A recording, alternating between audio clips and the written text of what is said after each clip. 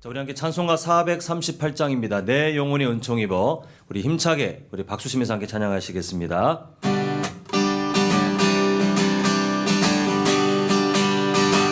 내 영혼이 은총 입어 중한 죄짐 얻고 보니 슬픔 많은 이 세상도 천국으로 화하도다. 우리 다시 한번 1절 내 영혼이 은총 입어 중한 죄짐 얻고 보니 슬픔 많은 이 세상도 천국으로 화하도다. 할렐루야 할렐루야 찬양하세. 내 모든 죄 사함받고 주 예수와 동행하니 그 어디나 하늘나라. 2절 고백합니다. 주의 얼굴 뵙기 전에 멀리 뵈던 하늘나라 내 맘속에 이루어지니 날로 가깝도다. 할렐루야 찬양하세. 내 모든 죄 사함받고 주 예수와 동행하니 그 어디나 하늘나라. 3절 고백합니다.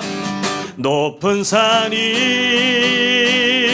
거친 들이 조막이나 궁궐이나 우리의 평생의 고백입니다. 내 주 예수 모신 곳이 그 어디나 하늘나라.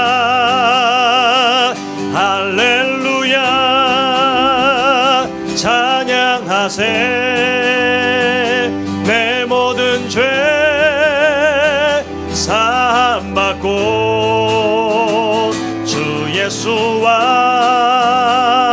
동행하니 그 어디나. 우리 다시 한번 할렐루야 할렐루야 찬양하세. 내 모든 죄 사함받고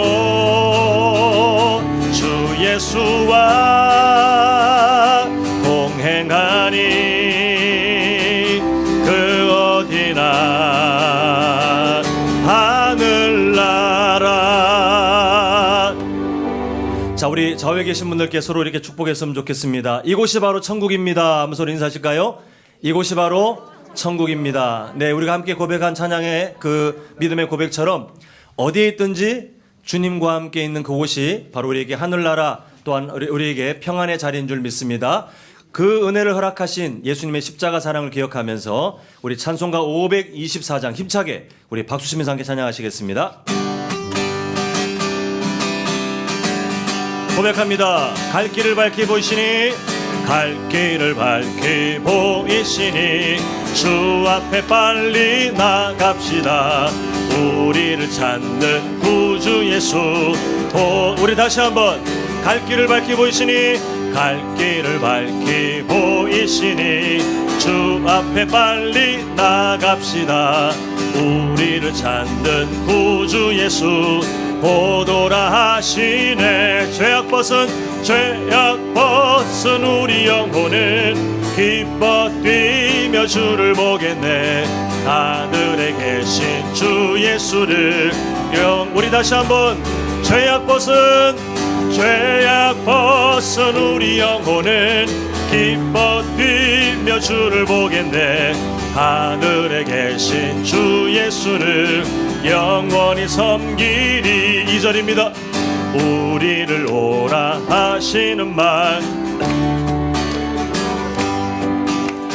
구주를 믿기 지체 말고 속속히 나가세. 죄악 벗은 우리 영혼은 기뻐 뛰며 주를 보겠네. 하늘에 계신 주 예수를 영원히 섬기리. 주 오늘 여기 계시오니 다 와서 주의 말씀 드세. 듣기도 하고 생각하니 참 진리시로다. 죄악 벗은 우리 영혼은 기뻐 뛰며 주를 보겠네. 하늘에 계신 주 예수를 오늘 은혜를 기대하며 우리 3절 다시 한번 주 오늘 여기 계시오니 다 와서 주의 말씀 드세. 듣기도 하며 생각하니 참 진리시로다. 아멘. 죄악 벗은 우리 영혼은 기뻐 뛰며 주를 보겠네. 하늘에 계신 주 예수를 우리 다시 한번 고백합니다. 죄악 벗은 우리 영혼은 기뻐 뛰며 주를 보겠네.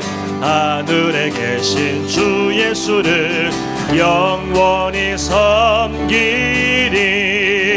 죄악 벗은 우리 영혼은 죄악 벗은 우리 영혼은 기뻐 뛰며 주를 보겠네.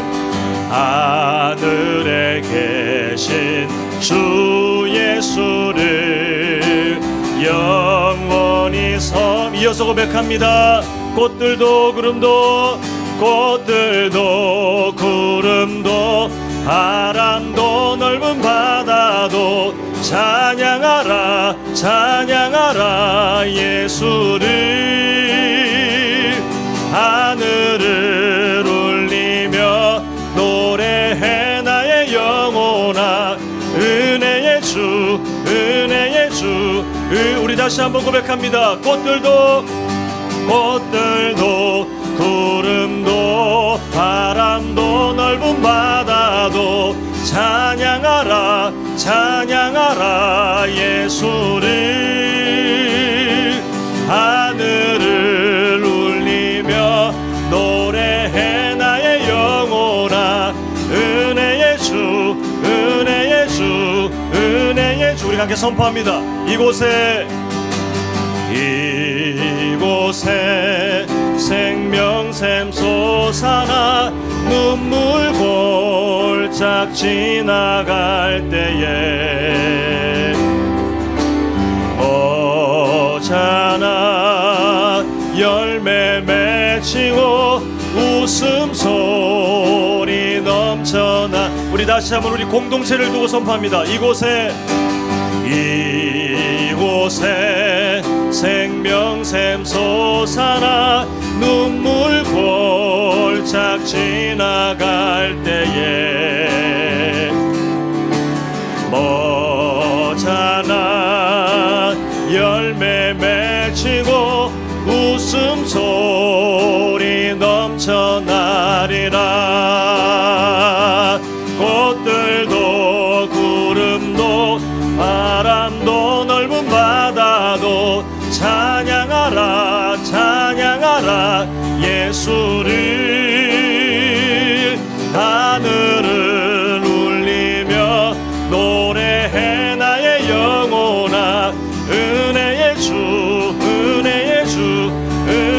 주 우리 2절 고백합니다. 그날에 하늘이 열리고 그날에 하늘이 열리고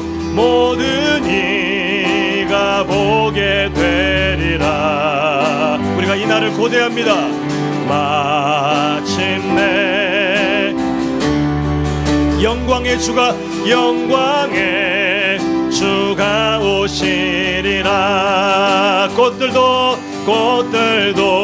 구름도 바람도 넓은 바다도 찬양하라 예수를. 하늘을 울리며 노래해 나의 영혼아 은혜의 주 우리 다시 한번 우령 고백합니다. 꽃들도 구름도 바람도 넓은 바다도 찬양하라 예수를.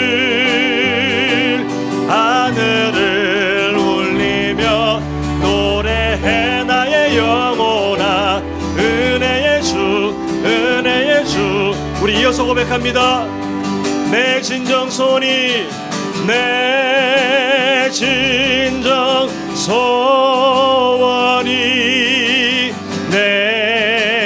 구주 예수를 더욱 사랑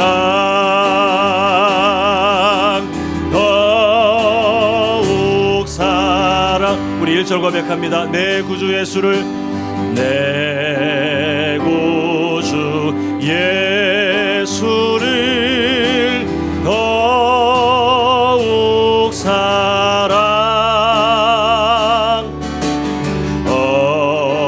엎드려 비는 말 들으소서. 오늘 우리의 마음의 고백되기를 원합니다. 내 진정 소원이 내 진정 소원이 내 구주 예수를 더욱 사랑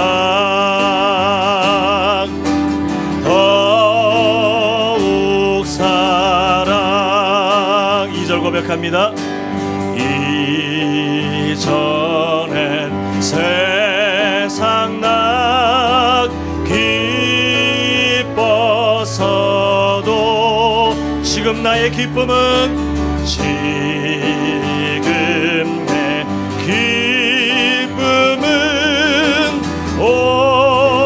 오직 예수. 다만 내 비는 말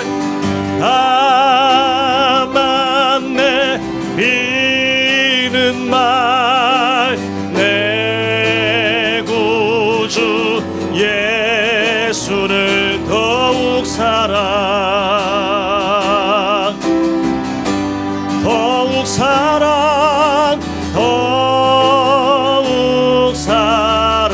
이 세상 떠날 때 이 세상 떠날 때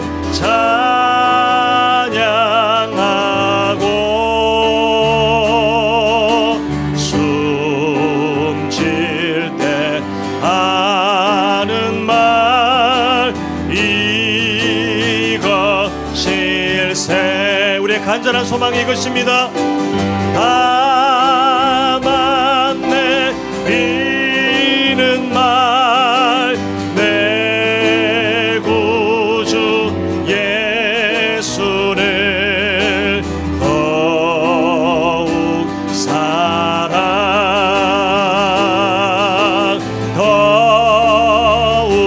사랑 우리 한 번 더 고백합니다. 다만 내 비는 말 다만 내 비는 말 내 구주 예수를 더욱 사랑 더욱 사랑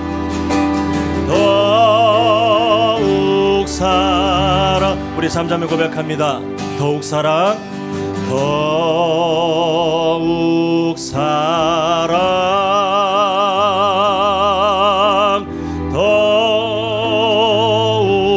사랑 우리 모두 모두 다 자리에 일어나셔서 영광송 하나님께 올려드리면서 우리 주일 오전 예배 하나님께 드리겠습니다.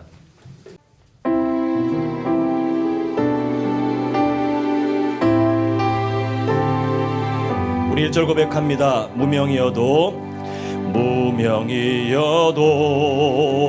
공허하지 않은 것은 예수 안에 난 만족함이라. 가난하여도 부족하지 않은 것은 예수 안에 오직 나는 부요함이라. 우리 1절 다시 한번 고백합니다. 무명이어도 공허하지 않은 것은 예수 안에 난 만족함이라. 가난하여도 부족하지 않은 것은 예수 안에 오직 나는 부요함이라. 난 예수로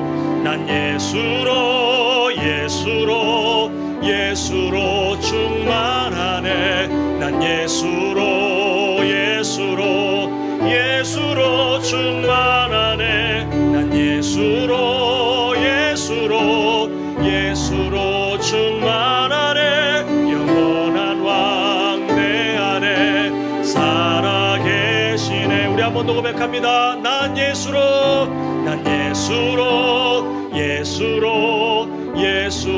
충만하네. 난 예수로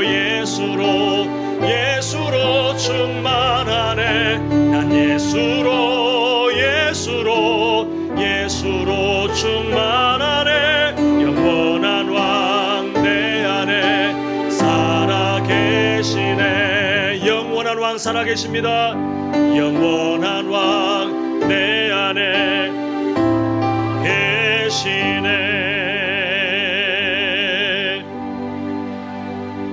감사함으로 그의 문에 들어가며 찬송함으로 그의 궁정에 들어가서 그에게 감사하며 그의 이름을 송축할지어다. 아멘.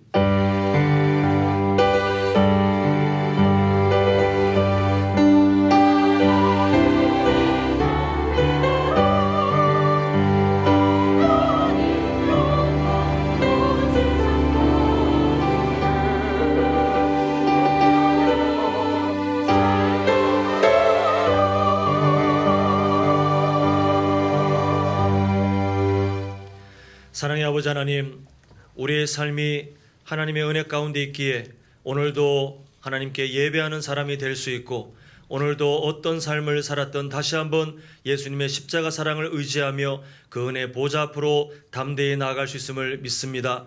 이 귀한 삶을 허락하신 주님 참으로 감사드리오니 오늘 우리의 모든 예배가 하나님께서 주신 이 구원의 은혜에서 벗어나지 않도록 우리를 지켜주시옵시고, 모든 형편을 다 내려놓고 오직 주님께 예배하기 위해 모인 우리 모든 성도님들의 삶을 주님께서 붙드셔서 영육의 강건함을 허락하시며 하나님께서 주시는 놀라운 은혜로 충만한 오늘 예배 시간, 또 주님과의 그 만남이 될 수 있도록 하나님 함께하여 주시옵소서.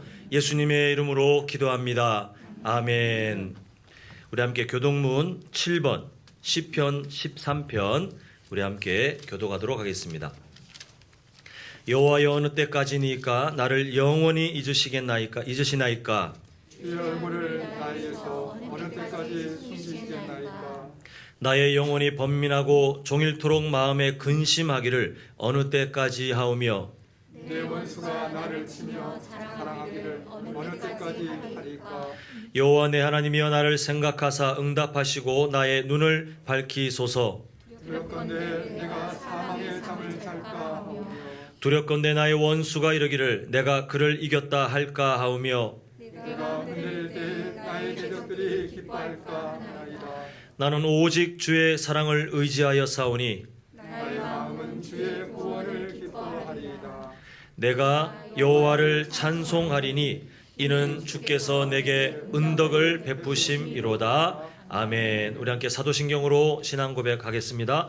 전능하사 천지를 만드신 하나님 아버지를 내가 믿사오며 그 외아들 우리 주 예수 그리스도를 믿사오니 이는 성령으로 잉태하사 동정녀 마리아에게 나시고 본디오 빌라도에게 고난을 받으사 십자가에 못 박혀 죽으시고 장사한 지 사흘 만에 죽은 자 가운데서 다시 살아나시며 하늘에 오르사 전능하신 하나님 우편에 앉아 계시다가 저리로서 산자와 죽은 자를 심판하러 오시리라. 성령을 믿사오며 거룩한 공회와 성도가 서로 교통하는 것과 죄를 사하여 주시는 것과 몸이 다시 사는 것과 영원히 사는 것을 믿사옵나이다. 아멘. 모두 다 자리에 앉으셔서 찬송가 40장입니다. 우리 찬송으로 보답할 수 없는 우리 함께 찬양하시겠습니다.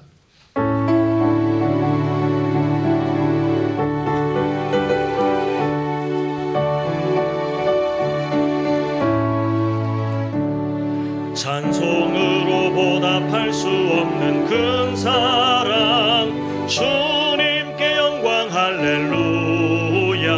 형제 자매 모두 함께 모여 찬송해 주님께 영광 할렐루야. 하나님의 자녀여 크게 찬송 부르며 밝고 거룩한 길로 기쁨으로 나아가 주의 보좌 앞으로 속히 들어가겠네. 주님께 영광 할렐루야. 우리 받은 주님 은혜 한량 없도다. 주님께 영광 할렐루야. 기쁜 찬송 부르면서 천국 가겠네. 주님께 영광 할렐루야. 하나님의 자녀여 크게 찬송 부르며 밝고 거룩한 길로 기쁨으로 나아가 주의 보좌 앞으로 속히 들어가겠네. 주님께 영광 할렐루야.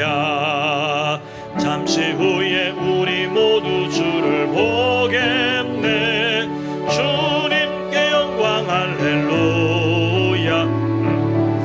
보좌 위에 거룩하신 주 주님께 영광 할렐루야. 하나님의 자녀여 크게 찬송 부르며 밝고 거룩한 길로 기쁨으로 나아가 주의 보좌 앞으로 속히 들어가겠네. 주님께 영광 할렐루야. 만국 백성 천국에서 소리 높여서 주님께 영광 할렐루야. 영원토록 주의 공로 찬양하겠네. 주님께 영광 할렐루야. 하나님의 자녀여 크게 찬송 부르며 밝고 거룩한 길로 기쁨으로 나아가 주의 보좌 앞으로 속히 들어가겠네. 주님께 영광 할렐루야.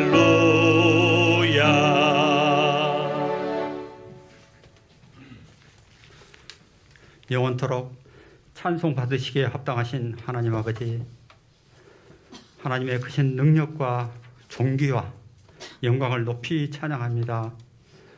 오늘도 주님께서 허락하신 긍휼하심과 권능으로 인하여 부족한 우리가 주께 부르심을 받고 이처럼 귀한 성전에 모여서 향기로운 예배를 드릴 수 있도록 인도하여 주심을 감사드립니다. 만왕의 왕이 되시며 천능의 주 되신 거룩하신 아버지 하나님, 주 예수를 믿는 우리를 이처럼 사랑하사 이 땅의 거민들이 만복을 누리게 하시며 서로 협력하는 마음을 허락하시고 세상에 속한 악한 생각들을 멀리하고 날마다 주의 법도를 지켜 하나님의 말씀을 준행하는 삶을 허락하신 하나님께 무한히 감사를 드립니다. 복 있는 사람은 악인의 꾀를 따르지 않는 것처럼 우리가 날마다 변화되고 우리의 믿음이 날마다 새로워지게 하여 주시옵소서. 이제 새롭게 시작되고 있는 오후 예배, 소예배 그룹 마을별 모임이 그리스도의 사랑으로 더 풍성한 은혜의 시간 되도록 역사하여 주시옵소서. 이와 같은 마을별 모임이 더욱 기다려지고 은혜를 깊이 체험하는 기쁜 시간 되게 하여 주시옵소서. 오늘도 우리의 성전을 주시하시는 하나님, 이곳에 드리는 모든 기도에 귀를 기울이시는 하나님을 전심으로 경외하며 찾는 자에게 능력이 있음을 믿습니다. 사랑하는 우리 권 목사님, 날마다 신원을 강건케 하옵시고 이곳에서 사역하실 때 감사와 기쁨과 온유하심과 성도들을 사랑하시는 그 마음을 허락하심을 감사드립니다. 온 마음을 다하여 주님의 몸된 교회와 성도들의 신앙 성숙과 어떤 하나님이 우리를 주관하신 분이신 줄을 날마다 깨우쳐 주게 하심을 감사드립니다. 주님이 나라의 민족을 위해 기도합니다. 서로가 정쟁을 멈추고 안전되게 국력을 잘 신장시킬 수 있도록 주변 강대국들과 협력하여 선을 이루고 세계를 주도하는 우리 대한민국이 될 수 있도록 우리가 늘 기도하게 하여 주시옵소서. 전쟁은 하나님에 속해 있으니 무슨 일이든지 아무것도 염려하지 말고 우리는 오직 주님만 믿고 의지하며 모든 능력에 뛰어나신 대장 되신 주님만을 믿고 우리는 날마다 이 성전에서, 가정에서, 또한 직장에서, 우리가 속해 있는 그 모든 곳에서 하늘을 우러러 날마다 기도하는 심령들 되게 하여 주시옵소서. 주의 성전을 사랑할 수 있는 우리 믿음의 식구들이 될 수 있도록 도와주시옵소서. 서로 협력하여 중보 기도에 힘쓸 수 있도록 우리 모든 지체들을 인도하여 주옵소서. 이렇게 어지러운 세상 중에서도 선하고 아름다운 우리 한남제일교회 선한 행복 공동체를 허락하심을 감사드리오며 또 우리의 행복이시며 또한 감사하신 아버지 하나님 그 은혜의 날마다 믿는 그 은혜를 체험하는 신앙생활을 할 수 있도록 도와주시옵소서. 이 시간 목사님께서 선포하시는 그 말씀이 은혜 충만한 시간 되게 하여 주시옵소서. 각자의 마음속에 품은 우리 전도 대상자들을 속히 교회에 등록되는 역사가 일어날 수 있도록 하나님 인도하여 주시옵소서. 주님, 이 시간 육신의 질병으로 교회에 나오지 못한 심령들 하나님께서 기억하여 주시고 속히 치료되는 은사를 허락하여 주옵소서. 타지에 나아가 있는 우리 자녀들 많이 있습니다. 항상 주 안에서, 성령 안에서 승리하는 그런 날들이, 그런 역사가 있게 하여 주옵소서. 정성으로 준비하는 우리 찬양대 찬양을 하나님께서 영광 받아 주시옵소서. 우리 교회 성도들 날마다 건강으로 축복하여 주시고 기쁨과 감사가 넘치는 귀한 그런 가정들 될 수 있도록 도와주시옵소서. 거룩하신 예수님의 이름으로 기도드립니다. 아멘.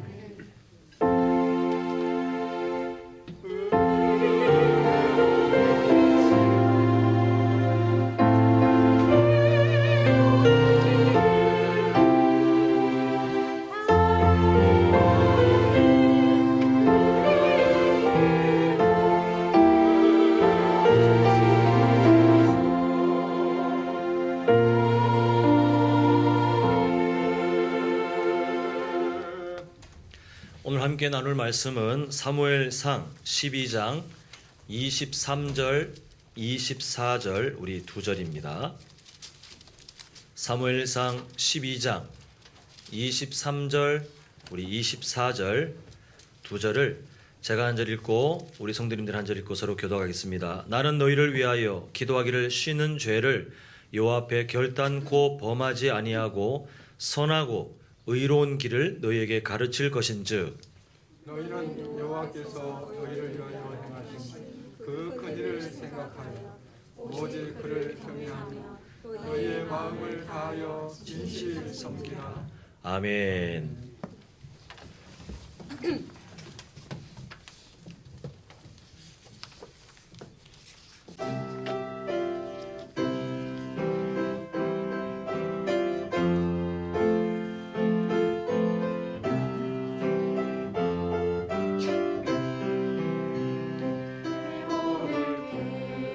주님의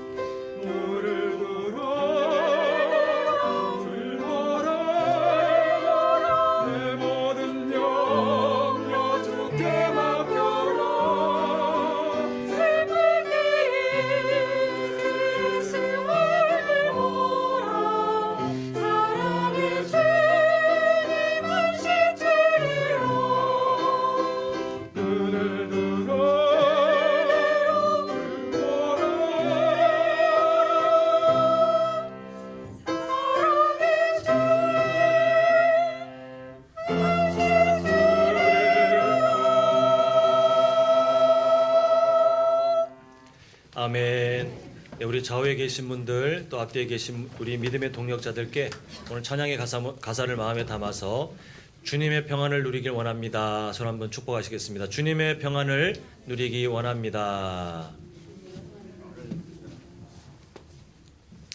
네, 이런 상상을 한번 해봤습니다. 제가 나중에 어떤 때가 되었을 때에 하나님께서 허락하시는 그 때가 되었을 때에 한남제일교회에서의 마지막 설교를 하게 되면 어떤 말씀을 전하게 될까?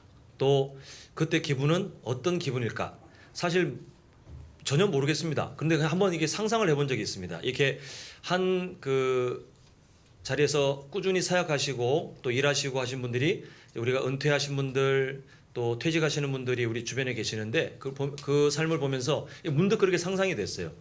저의 삶에 한남제일교회 사역을 하나님께서 딱 마지막으로 이제 마치라라고 명령하실 때 과연 어떤 말씀을 나는 준비해서 설교를 나눌까? 또 그때 나의 감정은 어떠할까? 이게 참 여러 복잡한 감정들이 막 있을 것 같아요. 오늘 우리가 함께 아주 짧은 본문이지만 사무엘상 12장은 사무엘이 평생에 섬겼던 이스라엘을 향한 고별 설교입니다. 물론 이렇게 12장의 고별 설교를 한다고 해서 역사 속에서 완전히 사라지는 것은 아니고 그 이후에도 계속해서 이스라엘의 어떤 그 신앙적인 중심이 되어가고는 있지만 그동안 사무엘은 사사처럼 이스라엘 전체의 정치 그리고 신앙 이 모든 것들을 다 품고 이스라엘을 섬겼던 사람인데 이제 하나님께서 이스라엘 백성들이 요구하는 사실 악한 요구잖아요. 그 요구하는 왕을 세워달라는 그 일 이후에 본인의 사역이 그 정치적인 이스라엘을 통치하는 그 사역이 끝이라는 것을 깨닫고는 이제 고별 설교를 하는 것이 오늘 12장입니다. 아마 여러 복잡한 그런 감정들을 담고 있지만 분명한 사실이 뭐냐면 이스라엘을 정말 사랑해요. 그 간절한 마음이 막 곳곳에 녹아 있는데 오늘 12장은 사무엘이 어떤 감정이었을까? 어떤 심정이었을까는 나중에 보도록 하고 오늘은 그 안에 담겨져 있는 하나님의 마음을 좀 주목하고자 하는데요. 오늘 12장은 어떤 신학적인 의미가 있냐면 계약서를 다시 갱신하는 겁니다. 이스라엘 백성들과 하나님과의 맺어졌던 언약이 있는데 그 언약이 지금 누구에 의해서 파기된 거냐 마찬가지냐면 이스라엘 백성들이 그 계약서를 찢어버렸어요. 하나님 필요 없고 저 세상의 다른 왕처럼 인간 왕을 주시오라고 하면서 계약서를 찢은 것과 같아요. 오늘 하나님께서는 사무엘의 고별 설교를 통해서 다시 언약 갱신, 계약서를 다시 쓰면서 어떻게 해야 하나님 앞에 바른 나라, 바른 왕, 그래서 망하지 않는 하나님의 백성들이 될 수 있는지를 알려주고 계시는데 그 증거가 바로 사무엘상 11장 14절입니다. 앞장이긴 한데 한번 화면 보시면요. 이렇게 돼 있죠. 사무엘이 백성에 이르되 오라 우리가 길갈로 가서 나라를 새롭게 하자. 어떤 내용이냐 하면 사울 왕이 왕으로서 하나님 앞에 임명받은 다음에 그의 백성들을 보호해야 되잖아요.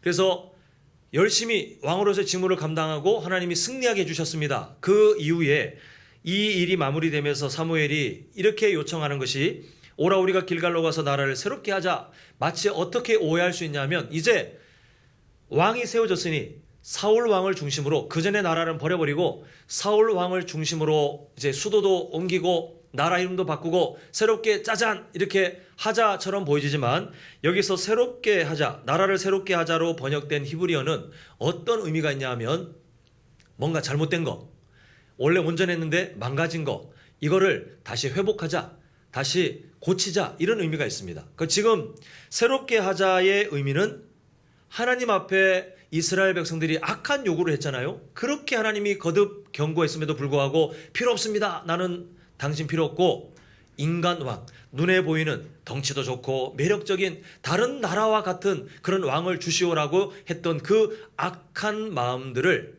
이왕 왕권에 대한 제도가 주어졌으니 그렇다고 해서 세상 나라처럼 살 수 없단 말입니다. 그래서 하나님 앞에 다시 마음을 회복하고 다시 고치자, 다시 마음을 하나님께로 돌이키자 하는 것이 바로 14절의 내용이었습니다. 그래서 오늘 이 내용이 그대로 이어져서 12장에 와서는 어떻게 하나님 앞에 계약을 갱신하는가? 하나님과 그의 백성들이 언약으로 맺어졌던 그 관계가 어떻게 해야 다시 새롭게 더 견고하게 세워질 수 있는가를 가르치고 있는데, 오늘 그 하나님의 마음을 통해서 우리의 신앙을 견고하게 세우는 두 가지 기둥을 함께 좀 나누고자 합니다. 자, 첫 번째 기둥이 뭐냐 하면 우리 23절 한번 같이 읽겠습니다. 23절입니다. 시작. 나는 너희를 위하여 기도하기를 쉬는 죄를 요 앞에 결단코 범하지 아니하고 선하고 의로운 길을 너희에게 가르칠 것인즉, 이렇게 말하고 있습니다. 아까 금방 말씀을 드린 것처럼 이스라엘과 지금 하나님과의 언약 갱신이 사무엘을 통해서 맺어지고 있어요. 물론 12장 전체에 자, 언약 갱신한다, 계약서 갖고 와, 도장 갖고 와, 이렇게 하진 않지만 하나님께서 이스라엘 백성들 앞에 사무엘을 내세워서 하나님과의 관계를 다시 돈독하게 하기 위한 그 계약서를 쓰는 것과 같은데, 첫 번째 하나님께서 요구하시는 그 기준이 뭐냐 하면 바로 23절 끝에 있는 선하고 의로운 길입니다. 이것은 세상 사람과 확연히 다른 길이에요. 이것은 세상 사람들이 걸어가고 있는 길을 이스라엘 백성들이 흉내내면서, 아, 저 나라의 왕 참 매력적이라던데, 덩치도 크고 싸움도 잘하고 머리도 좋고 뭔가 언변도 되게 좋다던데, 그 눈에 보이는 왕이 우리도 있으면 좋겠어 라고 하면서 세상을 따라가면 괜찮겠다고 생각했던 그 마음을 끊어야 돼요. 왕이 세워졌지만 그 왕을 바라보고 세상 나라의 법칙을 따라서 그 길을 가는 것이 아니라 명확해요. 하나님께서 알려주시는 선하고 의로운 길을 따라가야만 이 나라는 평안할 수 있어요. 신약적인 이 신약 시대의 언어로 바꾸면 한번 저를 따라합니다. 진리를 따라가는 삶. 우리가 견고하게 세워질 수 있는 첫 번째 기둥은 진리를 따라가고 있느냐, 따라가지 않고 있느냐가 되게 중요해요. 우리 성도님들 살아가면서 아마 이런 고민을 해보신 적은 없을 겁니다. 아, 내가 어떤 기준을 갖고 살고 있지? 내 인생의 가치관은 무엇인지? 아, 나는 어떤 그 삶의 방식, 그 방향을 갖고 살고 있지라고 우리는 절대 고민하지 않아요. 왜냐하면 그냥 그게 우리의 일상 가운데 나도 모르게 갖춰진 기준, 가치관에 내가 사실 끌려가고 있기 때문에 우리는 그렇게 고민하지 않습니다. 우리가 말씀을 통해서 우리가 다시 한번 우리의 삶을 들여다보기 전에는 내가 어떤 기준을 갖고 살고 있는지 우리는 평생 고민하지 않아요. 근데 분명한 진리가 뭐냐면, 아무리 생각 없이 사는 사람이라 할지라도, 아무리 정말 자기 멋대로 그냥 인생 백수 그렇게 살아가는 사람이라 할지라도 분명한 사실인데, 그게 뭐냐면 자기 기준이 있어요. 내 삶의 기준이 있어요. 그래서 사람은 이제 나중에 철들고 자기의 어떤 기준이 좀 나이 들어서 명확해지잖아요. 옆에서 뭐라고 해도 자기 멋대로 살고 싶어요. 뭐라고 해도 내가 살아온 그 법칙대로 살고 싶어지는 게 인간의 삶인데, 그 말인즉슨 사람은 누구나 자기의 기준을 만들어 놓거나 아니면 그 기준을 어떻게 정해놓고 따라가고 있더라는 것입니다. 예수님을 믿는다는 것은 어떤 의미냐면 교회를 다닌다는 게 절대 아니에요. 교회를 다니지만, 이거 좀 무서운 얘기인데요, 교회를 다니지만 예수님 안 믿는 사람들이 있어요. 우리 교회 안에는 없을 겁니다. 근데 분명한 사실은 이 세상에 교회에 지금 비슷한 시간에 성경책을 옆구리에 끼고 가서 예배를 드리고, 아, 나 오늘 예배 드렸다 하는 사람 중에도 예수님을 안 믿고 있는 사람들이 있다는 사실이에요. 매우 무서운 이야기예요. 왜 그렇게 제가 말씀드릴 수 있냐 하면, 그것을 나누는 기준이 뭐냐 하면 어떤 삶의 기준을 지금 따라가고 있느냐를 보면 알게 되는데, 예수님을 믿는다는 것은 교회를 출입하고 찬송을 몇 곡 부르고 성경책을 찾아서 읽을 수 있는 어떤 종교적인 그런 문화를 내가 갖고 있다를 말하는 것이 아니라, 어떤 기준으로 살고 있는지가 세상과 완전히 다르냐, 아니면 세상의 기준을 그대로 따라 살고 있느냐, 여기에서 예수님을 믿고 사느냐 아니냐가 달라지게 되어 있어요. 겉으로는 사실 큰 차이가 안 날 수도 있습니다. 어떤 종교적인 이슈가 있을 때는 뭐 나타나겠지만, 우리가 일상을 살아갈 때에 예수님을 믿는 사람들의 삶과 그렇지 않은 세상 사람들의 삶이 거의 겉으로는 겹쳐 있는 것처럼 보여요. 한번 예를 들어 보겠습니다. 우리 성도님들 살인하면 돼요, 안 돼요? 예. 근데 이 대답을, 이 질문을 세상 사람들한테 해도 똑같은 대답을 해요. 하면 안 되죠. 예수님 믿는 사람도 여쭤보면 하면 안 되죠. 불교에 다닌 사람들, 천주교에 다닌 사람들, 다 이슬람교 다 물어보면 살인하면 안 되죠. 이렇게 생각을 한다는 말이에요. 겉으로 살아가는 삶의 방식은 똑같은데 근데 기준이 다르더라는 거예요. 세상의 사람들이 왜 살인하지 말아야 됩니까? 라고 2차로 질문하면 그때는 자신의 도덕적인 기준 아니면 세상이 정해놓은 어떤 법률, 그 법에 대한 기준들을 말합니다. 근데 예수님 믿는 사람들은 그 기준이 달라요. 도덕과 세상의 법이 아니라 무엇이라고 말하냐면 하나님께서 기뻐하시지 않기 때문에 우리는 사람을 죽이면 안 됩니다. 이렇게 대답을 하게 되어 있어요. 겉으로 드러나는 살인하지 말아야 됩니까? 살인해야 됩니까? 라는 질문에 살인하지 말아야 됩니다. 라는 질문들은 다 똑같겠지만 그런 범죄자나 사이코패스 같은 악한 사람들은 대답이 달라도 거의 다들 대답은 똑같겠지만 잘 보면 기준이 다르는 거예요. 세상 사람들이 갖고 있는 기준과 우리의 기준은 달라요. 그래서 예수님 믿는다는 것은 이 기준이 아예 달라진 거예요. 아예 출발점이 완전히 다른 기준으로 내 인생에 출발되어 있느냐 아니면 아직 되어 있지 않느냐가 예수님을 믿는 사람이냐 아니냐를 나누는 기준이에요. 우리 성도님들 이렇게 말씀드리면 또 막 겸손하셔서 어떤 마음을 먹고 있냐면 그래 진리를 따라 살아가는데 난 정말 잘 살고 있는가 하면서 스스로 답을 내리기를 나는 진리를 따라 안 살아가는 사람이야. 이렇게 자신을 정죄하듯이 그렇게 말씀하는데 제가 한번 우리 성도님들께 좀 낙심하지 않을 그 증거를 한번 말씀드릴게요. 우리가 23절을 보았잖아요. 23절에서 선하고 의로운 길을 가르쳐 줄 테니 그 길을 살아가라라고 하나님께서 말씀하실 때에 길이라고 번역된 히브리어 테레크라고 하는 단어는 목적지를 말하지 않아요. 그 길을 알려줄 테니 너 거기에 도달했어? 안 했어? 안 했어? 그럼 넌 내 백성 아니야. 이렇게 말씀하는 게 아니라 이것은 방향을 말해요. 방향. 그 길. 우리가 길을 갈 때도 실제로 그러하지 않습니까? 제가 만약에 여기 있다가 자 오늘 저 밑에 무슨 공원인지 그 공원 우리 공원에 가서 우리 함께 오후의 시간을 보냅니다. 마을별로 시간을 보냅니다. 이렇게 어떤 프로그램을 기획했다고 칩시다. 자, 출발합니다. 해서 출발하자마자 갑자기 누가 정죄하면서 왜 아직 목적지에 가지 못했습니까? 왜 아직 공원에 도착하지 못했습니까? 이렇게 말하지 않아요. 왜냐하면 길을 꼬불꼬불 가든 아니면 좌회전하든 우회전하든 방향이 어디예요? 목적지에 약속한 그 장소, 그 주차장에 함께 만나서 어디에 모이세요라고 했던 그 장소를 향해 가고 있는 중이기 때문에 아무도 정죄하지 않아요. 설령 가다가 아이고 내가 길을 잘못 들었네요 해도 우리는 다 이해해요. 왜냐하면 목적지를 알고 있기 때문에 다시 돌아갈 수 있기 때문에 우리는 다 이해할 겁니다. 근데 어떤 사람이 운전대를 잡으신 어떤 분이 가는데 차가 막 순천으로 가는 거예요. 왜 순천으로 갑니까? 우리 목적지가 여기가 아닌데 아닙니다. 오늘 목적지는 순천이에요. 이렇게 생각한다면 그때 그 사람의 길은 잘못된 길로 가고 있다라고 우리가 평가하지 않겠습니까? 신앙생활이 그래요. 진리의 길을 따라 살아가는 삶. 그게 첫 번째 우리의 신앙을 견고하게 세우는 기둥.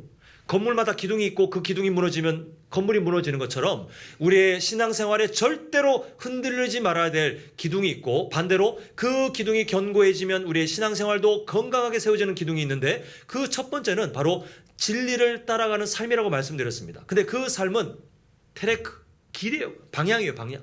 이 방향을 잘 알고 있는가 그 방향을 기억하고 있는가 그 방향을 부정하지 않는가가 진리를 따라가는 삶의 기준이다라는 것입니다. 왜 아직 가지 못했느냐는 우리에게 해당되지 않는 질문이에요. 그래서 아까 전에 질문드린 그 말씀들을 가지고 우리 성도님들께 한번 말씀드리고 싶은 게 뭐냐 하면 우리 성도님들께서 이런 고민을 해보신 적이 있을 것 같습니다. 예수님께서 말씀에 곳곳에 말씀하시기를 원수도 뭐하라? 서로 사랑하라. 용서에 대한 삶. 왜냐하면 예수님이 우리에게 그렇게 사랑을 주시거든요. 그렇기 때문에 그 예수님을 닮도록 하시기 위해서 야, 너 원수 같은 가족이 있든 원수 같은 이웃이 있든 원수 같은 동료가 있든 그 원수도 내가 그렇게 한 것처럼 사랑해라 라고 아마 오늘 첨 넣는 분 없이 다 하실 겁니다. 근데 이런 질문을 드려볼게요. 그 삶이 잘 사라지십니까? 그냥 가만히 있어도 막 그 원수를 사랑하는 삶, 용서하는 삶, 섬기는 삶, 축복하는 삶이 막 마음에서 넘쳐나서 내가 사회에서 만나는 나를 힘들게 하고 나에게 스트레스 주고 나에게 상처를 주는 그 사람들에게 예수님과 같은 사랑을 나도 모르게 막 베풀고 계십니까? 아니에요. 목사인 저도 잘 안 돼요. 이렇게 다시 말씀드리지만 저는 잘 안 돼요. 그런데 저를 비롯해서 우리 성도님들이 살아오시면서 원수도 사랑하라라고 배웠지만 이제 이건 예입니다. 아직 그런 일이 없기를 바라고 없어야 되는데요. 예입니다. 마을 모임하는데 그 사람이 마음에 안 드는 거예요. 그 마을원이 마음에 안 드는 거예요. 마을 모임하는데 하필 그 마을장님이 오늘따라 마음에 안 들어요. 그 말이 다 나를 공격하는 말 같고 막 이렇게 마음에 막 분노가 일어날 때에 나중에 시간 지나면 우리 성도님들이 어떤 마음을 먹게 되시냐면 내가 왜 그랬지?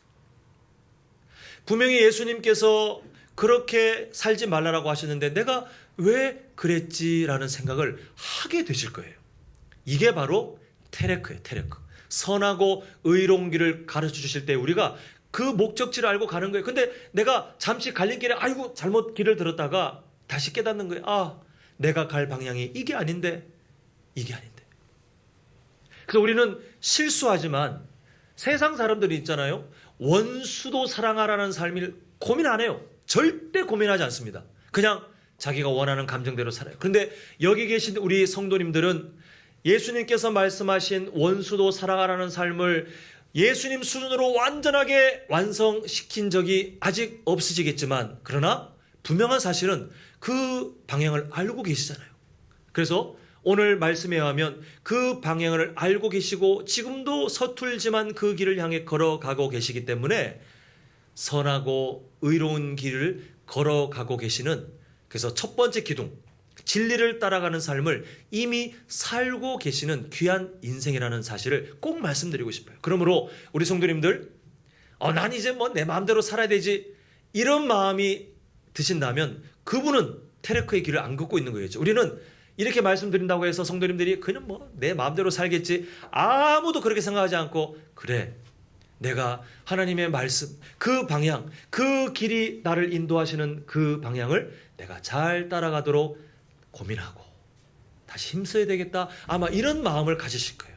그게 바로 우리 성도님들이 예수님 믿고 있다는 아주 좋은 증거입니다. 바라기는 우리 성도님들 이 첫 번째 기둥 진리를 따라 살아가고자 이미 마음을 먹고 있고 때로는 실수하지만 그러나 그 방향이 뭔지를 아는 그 길을 절대 포기하지 마시고 동시에 너무 나는 불가능한 사람처럼 정죄하지 마시고 성령께서 이미 우리를 그 길로 인도하고 계시니 그 길을 따라 순종하고자 매일마다 매 순간마다 믿음의 현재를 거룩하게 고민하며 살아가시는 성숙한 우리 성도님들 되시기를 간절히 소망합니다. 자, 두 번째 우리를 견고하게 만드는 두 번째 기둥이 있는데요. 자, 24절 보도록 하겠습니다. 자, 24절 한 목소리 읽겠습니다. 시작. 너희는 여호와께서 너희를 위하여 행하신 그 큰 일을 생각하며 오직 그를 경외하며 너희의 마음을 다하여 진실히 섬기라. 네, 아멘. 지금 우리 성도님들에게 첫 번째 기둥과 두 번째 기둥을 말씀드리고 있는데 첫 번째 기둥은 사실 큰 성도님들께 큰 이렇게 뭔가 이렇게 권면이 되거나 이렇게 꼭 사십시오라고 안 해도 될 것 같아요. 왜냐하면 주일 오전에 이 자리에 와서 함께 예배하고 계신 그것만 봐도 이미 그 첫 번째 기둥 진리를 따라 하나님의 말씀을 따라 살아가고자 하는 그 삶이 이미 시작되신 분들이에요. 근데 중요한 거는 이 두 번째 기둥은 평생 고민하셔야 돼요. 평생 힘써야 되는데 24절을 보니까 이렇게 되어 있습니다. 여호와께서 너희를 위하여 행하신 그 다음에 뭐라고 되어 있죠? 그 큰 일을 생각하여 라고 되어 있는데 이걸 우리 신약적인 언어로 바꾸면 은혜를 생각하여 은혜를 기억하여 라는 말로 바꿀 수 있습니다. 자, 앞에서 말씀드린 바와 같이 누군가에게 상처를 받았습니다. 원수 같아요. 나에게 스트레스 주고 아무리 내가 때때로 말씀에 순종하고자 그 사람에게 호의를 베풀고 선한 말을 해도 다시 돌아오는 게 상처면 우리는 정말 무너지기 쉬워요. 근데 우리는 그때 방향을 안다고 했잖아요. 아, 그래. 예수님께서 이렇게 말씀하셨는데 그래. 다시 그래, 내가 이렇게 이 사람 미워하면 안 되는데, 내가 이 사람 보고 막 교회에서 분노 생기면 안 되는데, 이 예배 드리는 자리에 그 사람 때문에 이렇게 막 스트레스 받고 불편한 마음이 생기면 안 되는데 라고 우리는 그 길을 알더라는 것입니다. 근데 문제는 길을 아는 것과 그 길을 갈 수 있느냐는 전혀 다른 문제예요. 그 길을 아는 것이 중요한데 그 길을 알고 나서 그 길을 어떻게 가느냐에 대한 문제가 바로 오늘 24절에서 말하는 바로 그거예요. 지금 24절 후반부를 보니 오직 그를 경외하며 너희의 마음을 다하여 진실히 섬기라. 이거는 진리를 따라가는 삶이에요. 우리 첫 번째 기둥입니다. 첫 번째 기둥. 그 삶을 잘 살아가라.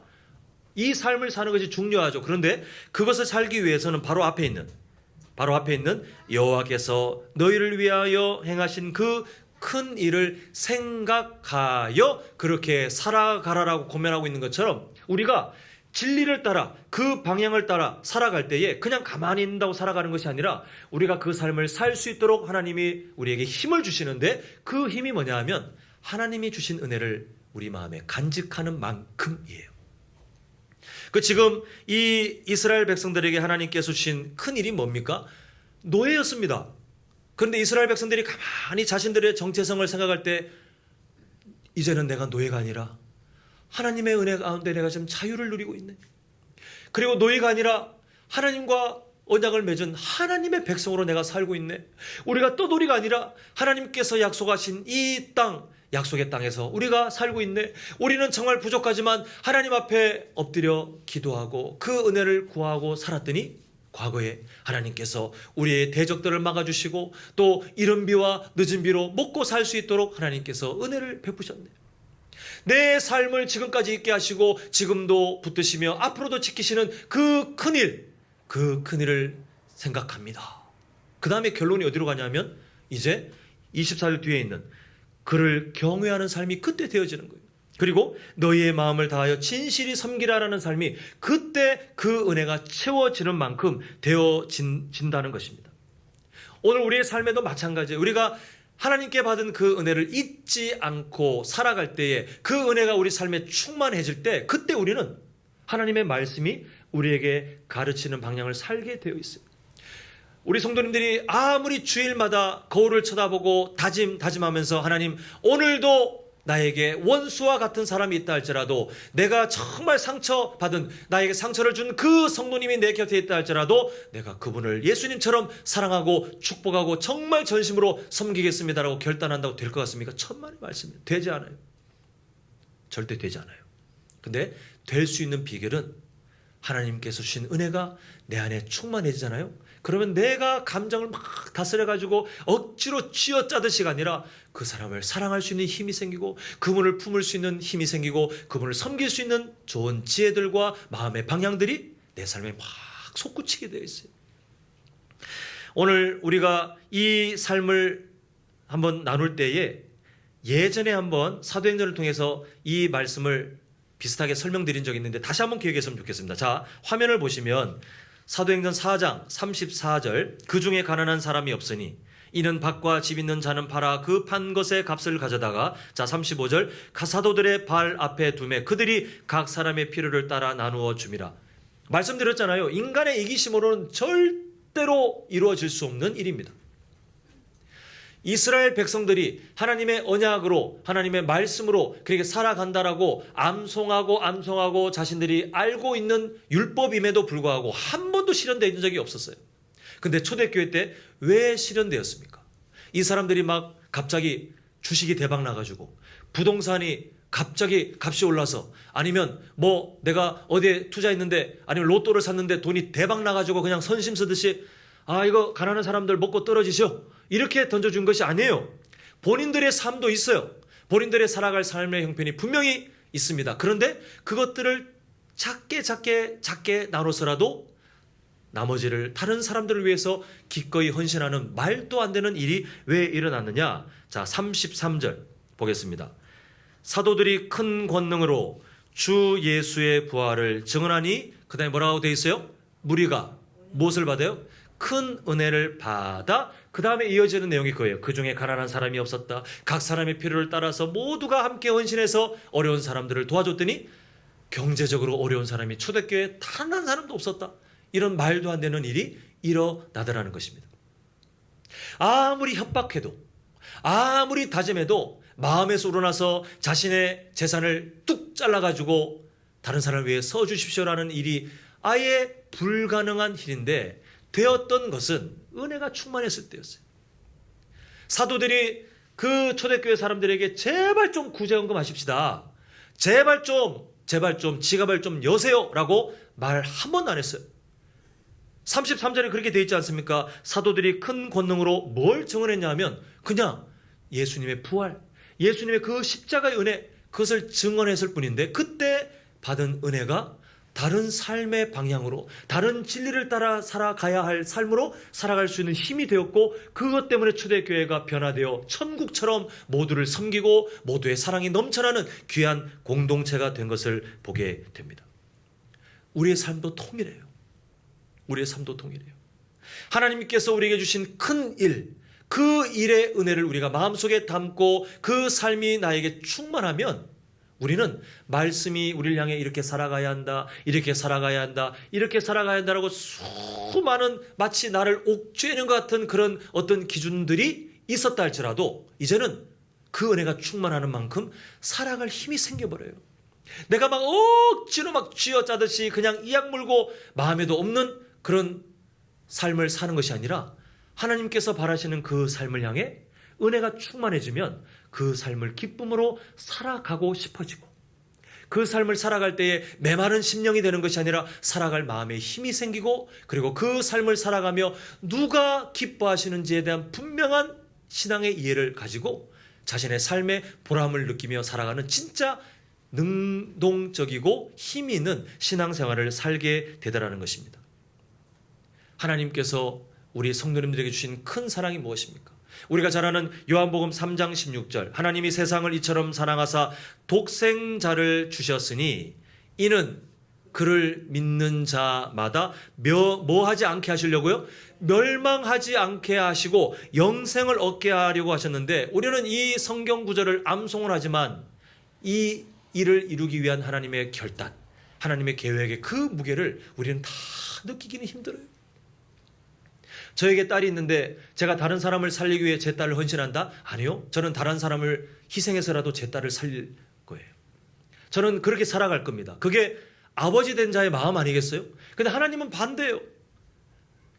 하나님을 본래부터 무시하고 거부하는 그 죄인들이었던 저를 비롯해서 우리 성도님들을 살리기 위해서 독생자를 죽여버렸어요. 정말 저주 가운데 비참하게 십자가에 달려 죽게 하시면서 하나님이 하신 그 모습을 보면 아예 외면해 버리셨어요. 마치 하나님의 아들이 아닌 것처럼 그냥 버려버리셨어요. 그렇게 해서라도 우리에게 주시고자 했던 그 목적이 뭡니까? 멸망하지 않고 영생을 얻게 하려 하심이라. 바로 그 앞에 있는 그를 믿는 자마다라는 이 말을 오해해서 내가 마치 뭔가를 믿은 것처럼, 아니잖아요. 우리가 소리문답 수요일마다 살펴본 것과 같이 이 믿음도 누가 주신 겁니까? 하나님의 은혜예요. 하나님의 은혜입니다. 그래서 우리가 값없이 우리를 하나님의 자녀로 삼아 이 세상을 살아가지만 이미 천국 백성으로 예수님의 그 십자가 사랑, 용서의 사랑을 풍성히 느끼며 동시에 이 세상에서 예수님의 부활의 그 삶에 우리가 연합하여 능동적으로 믿음의 현재를 왕같은 제사장으로 사명자로 살아가며 하나님을 기쁘시게 하는 사람이 되게 하신 그 하나님의 사랑을, 그 은혜를 우리가 기억하고 우리가 그 은혜를 충만히 체험하는 만큼 우리는 어떤 삶을 살 수 있냐면 성도답게 살 수 있어요. 교회답게 살아갈 수 있어요.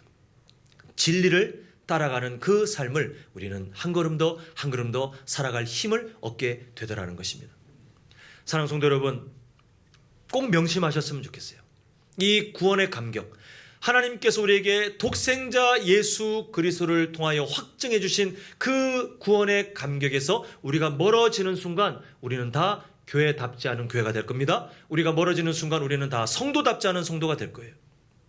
우리 성도님들 살아가시면서 때때로, 요즘 안 그러시길 바랍니다만, 때때로 우리가 신앙생활에 무기력할 때가 있어요. 때때로 내가 정말 가라앉는 것처럼 힘이 안 날 때가 있어요. 다 싫고 교회 가면 막 짜증나고 사람들 보면 상처받는 일밖에 없고 예배 시간이 있어도 은혜가 안 되는 것 같고 그럴 때가 있어요. 때로는 내가 하나님의 말씀에 이 방향인 걸 알지만 순종할 마음조차 들지 않고 그냥 내 멋대로 살고 싶을 때가 있어요. 그때 다른 이유 없습니다. 내가 지금 뭐 스트레스를 받고 있기 때문에, 내가 뭐 때문에, 아니면 다른 사람 탓하면서 그 사람 때문에라고 사람 탓할 것도 없고 환경 탓할 것도 없어요. 우리가 신앙생활을 하면서 무기력을 경험하고 어떻게 살아가야 될지에 대한 그 삶의 방향을 잃어버리고 지금 제자리에 빙빙 돌고 있는 그런 시간이 과거에 계셨거나, 아니면 혹시 안 그랬으면 좋겠지만 앞으로 혹시라도 다가온다면 이유는 하나예요. 성도님들의 삶이 은혜에서 멀어져 있는 겁니다. 그때 살기 위해서 선택하실 선택은 딱 하나밖에 없습니다. 다른 그 어떤 것도 도움이 되지 않아요. 뭐냐 하면 하나님의 은혜가 공급되는 자리로 억지로라도 달려가서 억지로라도 그 시간을 채우셨으면 좋겠어요. 예전에 그런 청년을 봤습니다. 자기가 살아가면서 하나님의 은혜를 잃어버리고 난 다음에 무기력에 빠지고, 그리고 예배 드리기도 싫고 이런 사람을 봤어요. 그때 제가 가르쳤던 게 뭐냐 하면, 그래도 억지로라도 예배 자리에 가서 그 안에서 졸든 아니면 아무것도 하지 않든 시간을 꼭 채워라. 여러분, 하나님께서 주일 오전 예배를 드리게 하거나 주일 오후 예배를 드리게 하거나 아니면 새벽 예배를 드리게 하거나 수요 저녁 예배를 드리게 하거나 드리게 하신 이유가 뭐냐 하면, 만약에 그런 예배 기회가 아예 없는 삶을 살아가신다고 생각해 보십시오. 하나님의 은혜를 경험할 기회가 줄어든 거예요. 근데 한남 제일교회를 통해서 하나님께서 그런 기회들을 주신 이유가 뭐냐 하면, 그걸 통해서 너희들 나한테 뭐 해봐 이게 아니라 그 자리에 가서 억지로라도 은혜를 다시 회복하고 다시 그 삶이 소생케 되는 기회를 잡을 수 있도록 하나님이 살아갈 방도를 인생의 중간중간마다 주신 거예요. 그럼 우리 성도님들, 감정을 따라 예수님 믿지 않았으면 좋겠습니다.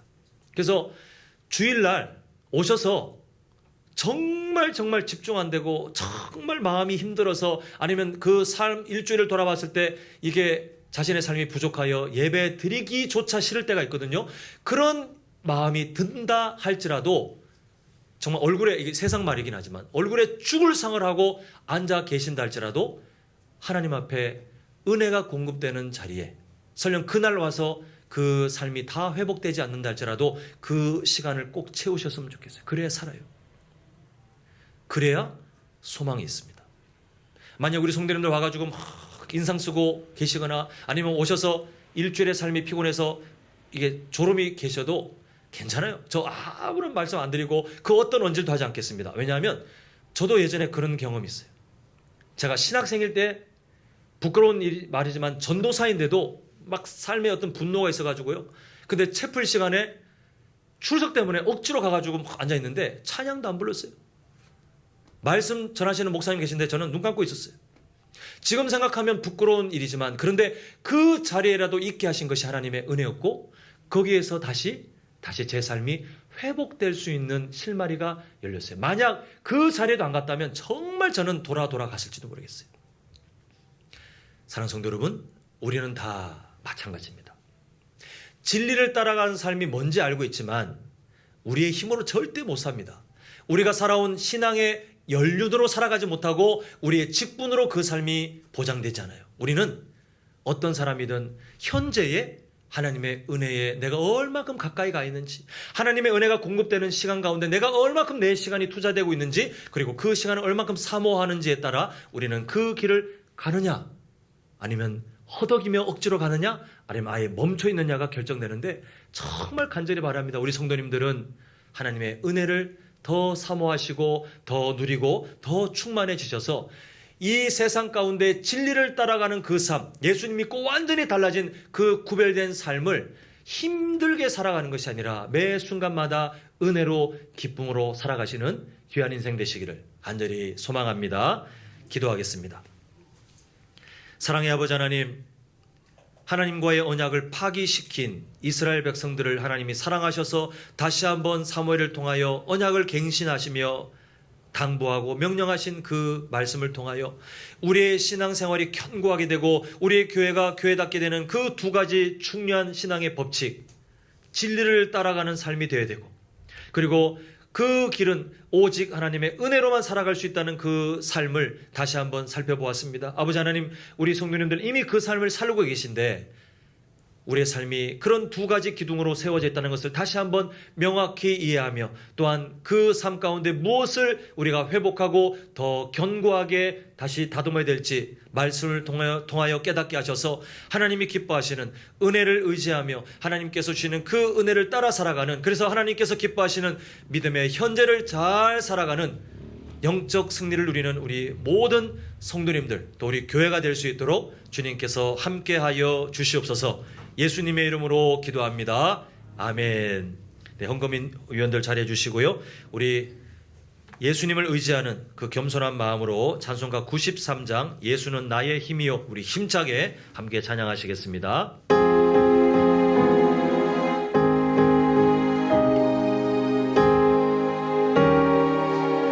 우리 힘차게 고백합니다.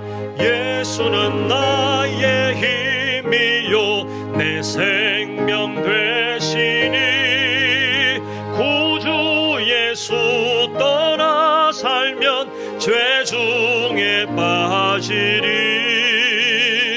눈물이 앞을 가리고 내 맘에 근심 쌓일 때 위로하고 힘주시리 주 예수. 예수는 나의 힘이요, 내 친구 되시니 그 은혜를 간구하면 풍성히 받으리. 햇빛과 비를 주시니 추수할 곡식 많도다. 귀한 열매 주시는 이 주 예수. 예수는 나의 힘이요, 내 기쁨 되시니 그 명령을 준행하여 늘 충성하겠네. 주야로 보호하시니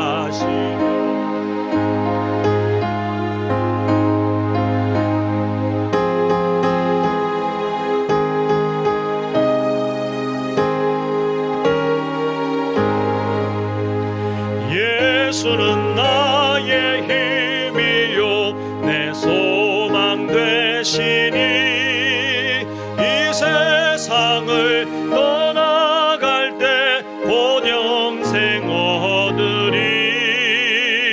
한없는 복을 주시고 영원한 기쁨 주시니 나의 생명 나의 기쁨 주 예수. 기도하겠습니다.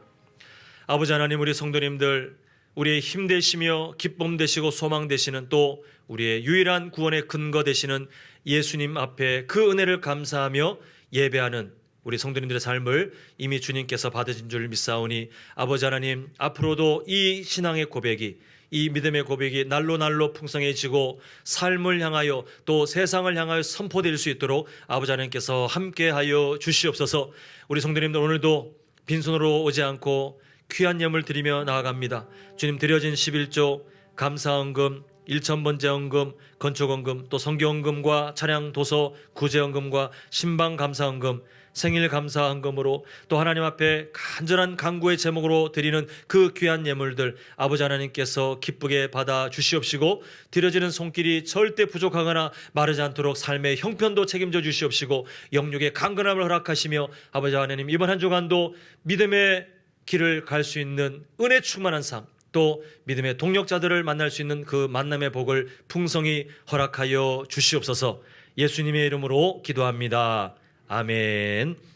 자, 우리 교회 소식 잠시 나눕니다. 오늘 계속해서 우리 저번 주부터 영적 성장을 위한 말씀 훈련을 위해서 주보 표지에 하나님이 어떠한 분이신지 말씀을 듣다가 깨닫게 하실 때 간단한 단어나 짧은 문구로 기록하는 훈련을 하고 있는데요. 오늘 깜빡하셨다면 다음 주 계속 당분간 이어지니까 이 하나님의 성품을 찾아야 우리가 진짜 바른 신앙생활을 할 수 있습니다. 이 일을 위해서 우리 성도님들 기도하시면서 또 사모하시면서 기억날 때마다 함께 기록하셔서 우리 마을 모임 때 그 은혜를 함께 풍성히 나눴으면 좋겠습니다.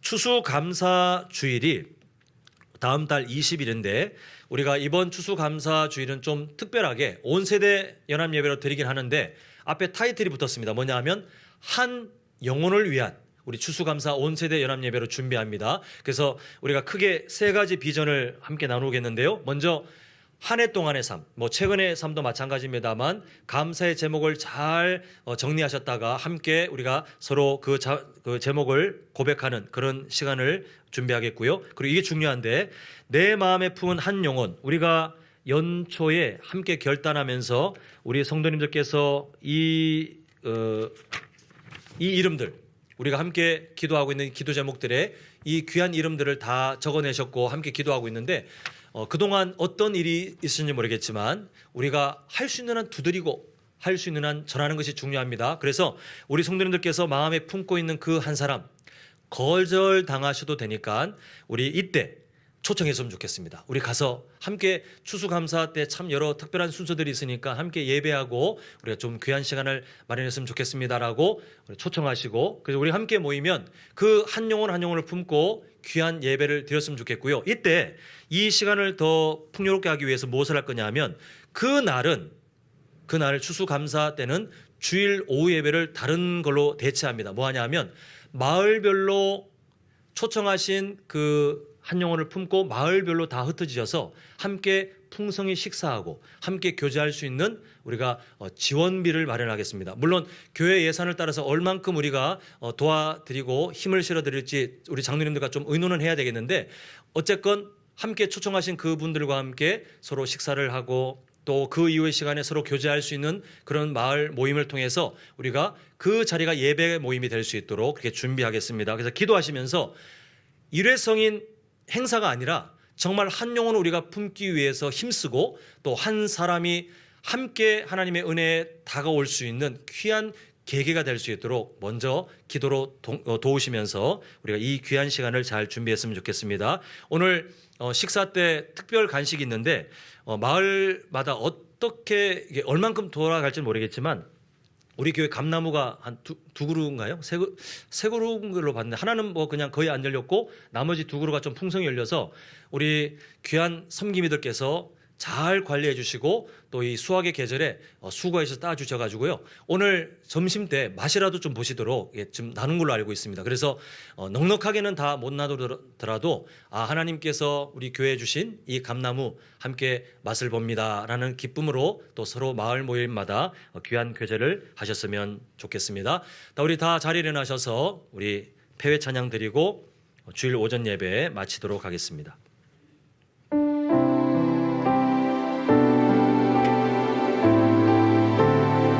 우리 2절 고백합니다. 고난 중에도 견뎌낼 수 있는 것은 주의 계획 믿기 때문이라 실패하여도 일어설 수 있는 것은 예수 안에 오직 나는 승리함이라. 우리 3절 고백합니다. 내 몸이 약해도 낙심하지 않는 것은 예수 안에 난 완전함이라. 화려한 세상 부럽지 않은 것은 난 예수로 충만함이라. 우리 함께 선포하기를 원합니다. 난 예수로 세상 모든 것들도 부럽지 않네. 난 예수로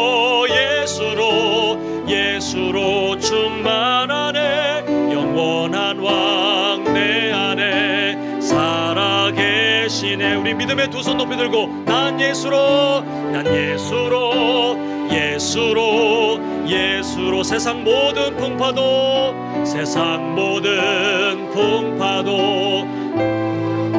난 예수로 충만합니다. 난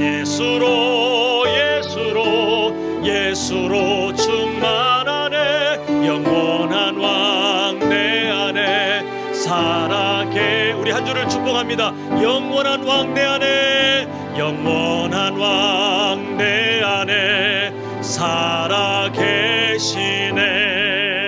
살아계시네. 지금은 우리 주 예수 그리스도의 은혜와 하나님 아버지의 크신 사랑하심과 성령 하나님의 감화 감동 위로 충만 교통하심이 하나님께서 우리에게 명령하시는 진리를 따라가는 삶, 은혜로 살아가는 그 삶, 이 두 가지 기둥, 우리의 신앙을 견고하게 하는 이 원리를 순종하며 사모하며 따라가기로 결단하는 우리 모든 성도님들의 인생과 가정과 직장과 사업장 위에 영원토록 함께 있을지어다. 아멘.